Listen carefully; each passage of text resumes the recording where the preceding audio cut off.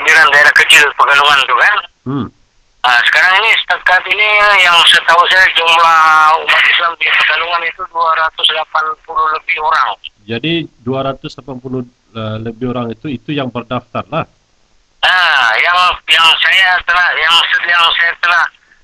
Islam dan teruskan secara resmi lah. Kalau bilang memperbarui, saya tidak pernah buat itu. Yang kita mau sekarang bagaimana jalan untuk menterbiah mereka ini supaya tetap dalam Islam. Di Pegalungan ini macam mana dia punya informasi sebenarnya sana? Kalau di Pegalungan setakat ini saya tengok kalaupun ada dirang buat gerakan-gerakan secara bersendirian oleh NGO seperti ini kan, saya ingat peningkatan jumlah itu peningkatan jumlah umat Islam itu tidak lebih sampai 500 orang. Sebab dia sudah diikrar sebagai daerah kecil pada tahun 2010.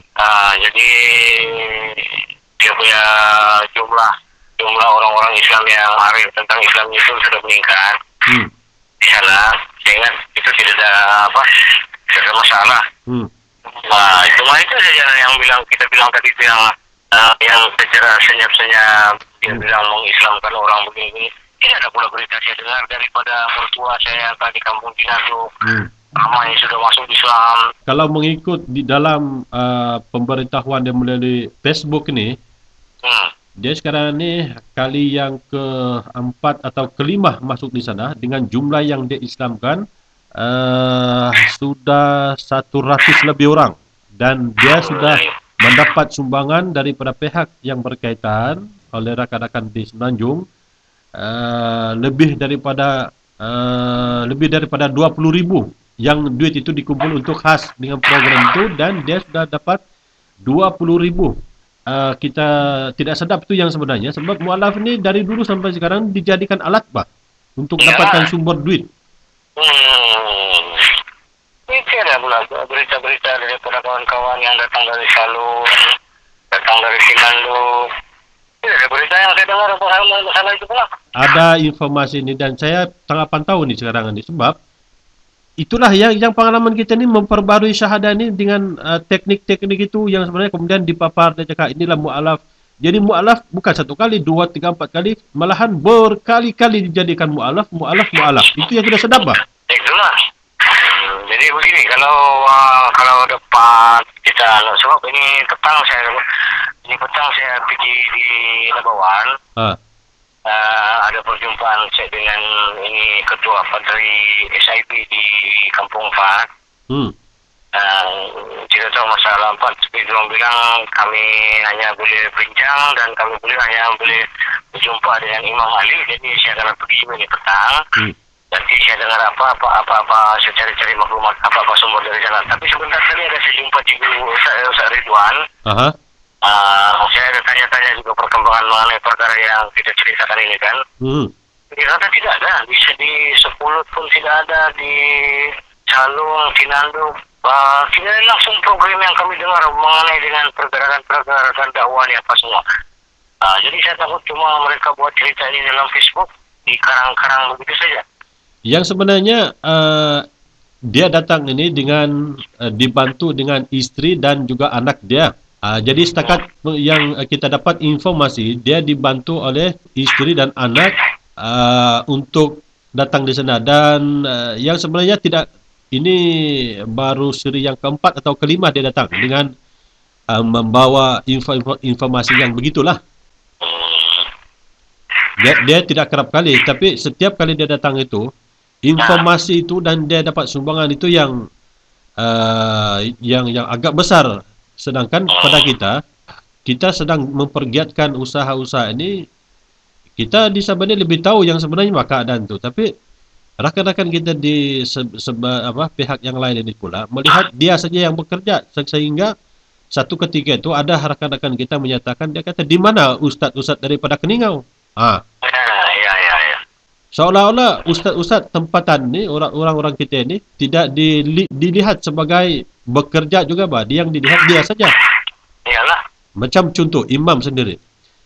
Imam mengislamkan orang ini bukan setakat ratus, kan?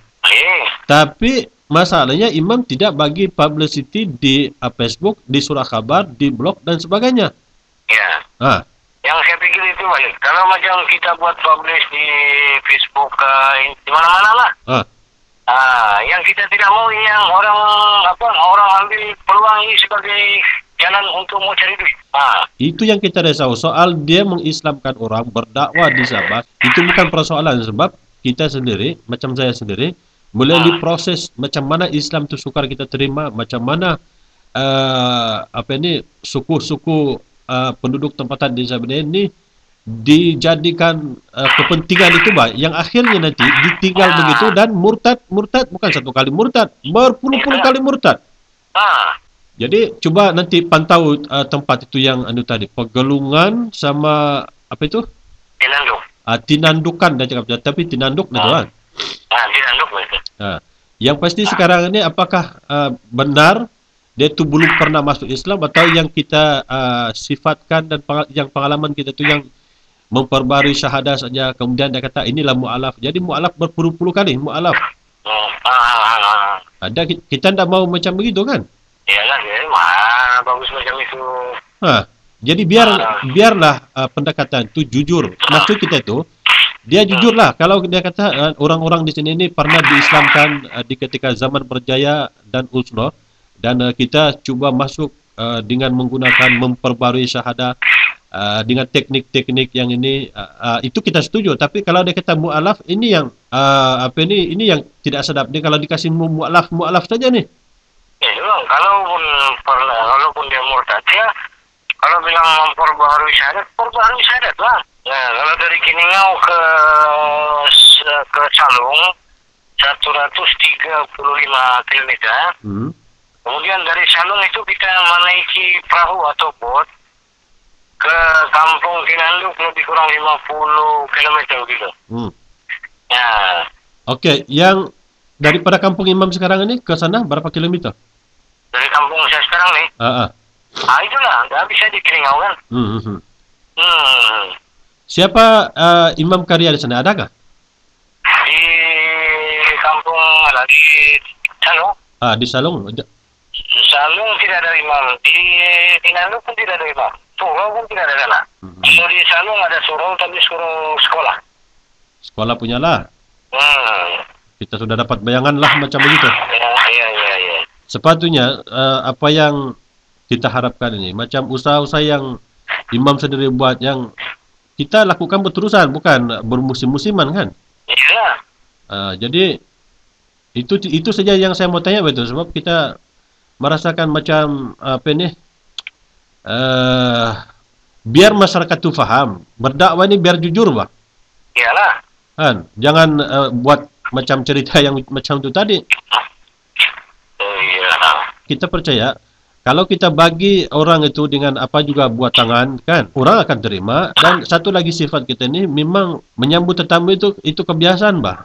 Lepas itu teknik-teknik ini yang dilakukan oleh Usno dan juga Berjaya ini diulang bentuk yang sama, jadi tidak jujur.